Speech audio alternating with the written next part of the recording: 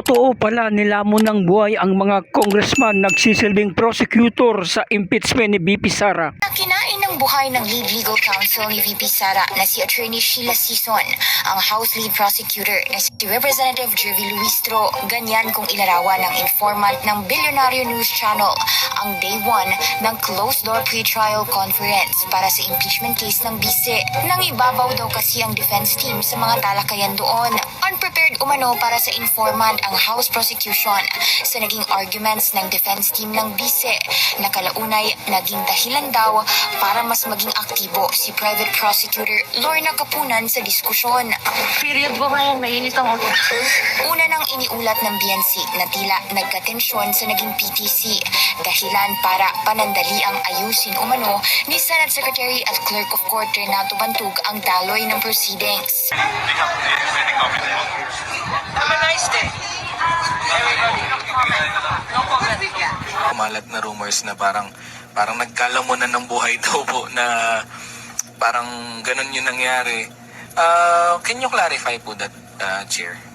That is not true. I charge it to fake news.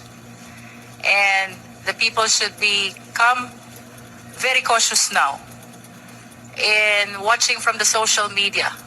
We should be careful in deciphering what is correct and what is false. Of course, I am conscious that I am representing the interests of the sovereign Filipino people. So, Hindi po ako papayag na lamunin ng buhay ang laban ng sambayan ng Pilipino. Gaano po kahanda ang defense team po ngayon, ma'am? Like, gaano po? Gaano po kahanda? Kasi sinasabi po kasi ng prosecutor panel na hindi daw po handa ang defense team, ma'am. Kasi normally, malaman ko anong sinasabi. Pero problema. Thank you, attorney. Ingat po.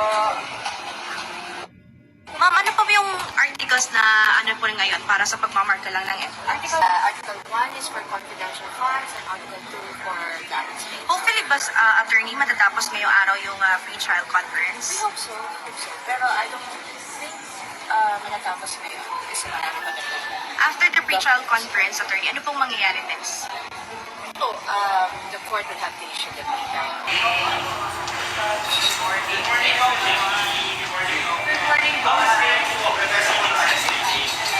Well, it went well, except that marami talaga tayong dokumento, no?